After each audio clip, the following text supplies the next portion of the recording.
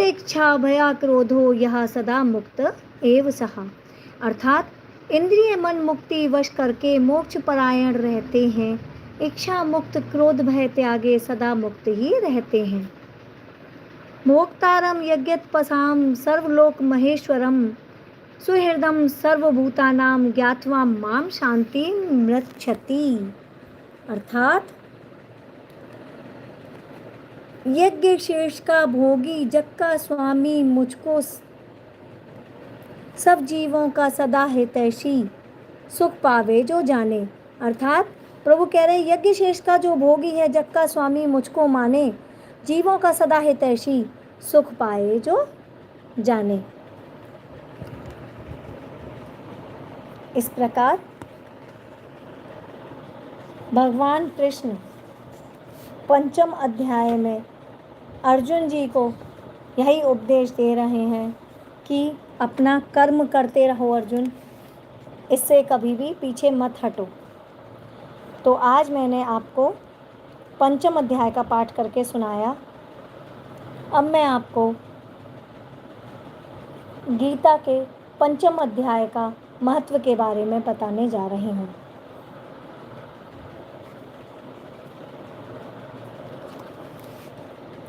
भागवत गीता के 5वें अध्याय का महत्व बहुत ज़्यादा है। इस अध्याय में कर्म संन्यास योग का वर्णन किया गया है और बताया गया है कि कर्मयोगी अपने कर्मों और उनके परिणामों को भगवान को समर्पित करते हैं, तभी वो सुखी रहते हैं। कर्मयोगी पानी पर तैरते कमल पत्ते की तरह के समान है, जो पानी से अप्रभावित रहता है। अर्थात आपने देखा होगा कीचड़ में जब कमल खिलता है तो वो उसके ऊपर ही ऊपर तैरता रहता है, पानी से, यानी कि किसी भी प्रकार के लोभ मोह माया या किसी भी प्रकार के रिजल्ट से प्रभावित नहीं होता है।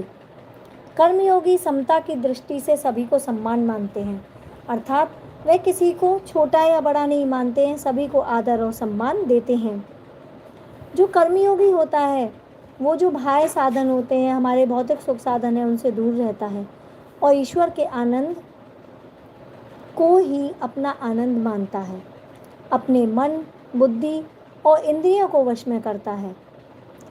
कर्मयोगी भय इच्छा और क्रोध से मुक्त हो जाते हैं, अपनी तपस्याओं में भगवान की भक्ति को शामिल करते हैं और दीर्घकालिक शांति प्राप्त करते हैं।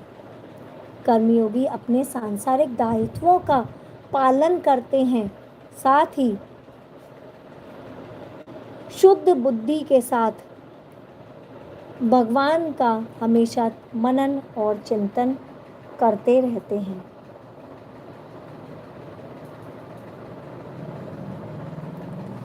जो श्रीमद् भागवत गीता है वह ना सिर्फ उपदेश देता है,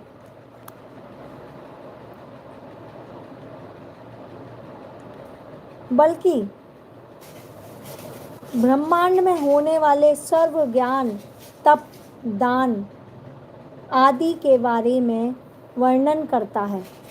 तो इस अध्याय में कर्म संन्यास के मार्ग की तुलना में कर्मयोग के मार्ग के साथ की गई है।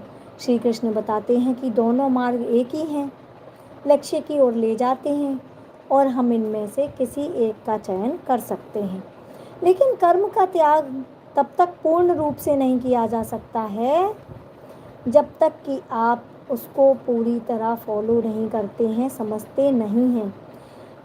भगवान कृष्ण कह रहे हैं अर्जुन जी से, जिनकी बुद्धि स्थिर है, अर्थात भगवान में ध्यान लगा हुआ है, जिनका जो भगवान में पूर्णतः लीन है तथा भगवान पर ही उनका परम लक्ष्य मानकर दृढ़ विश्वास रखते हैं, ऐसे लोग शीघ्र ही उस स्थिति को प्राप्त कर लेते हैं जहाँ से वापस लौटना संभव नहीं होता है, क्योंकि ज्ञान के प्रकाश से उसके पाप नष्ट हो जाते हैं और वह सूर्य की तरह चमकने लगता है।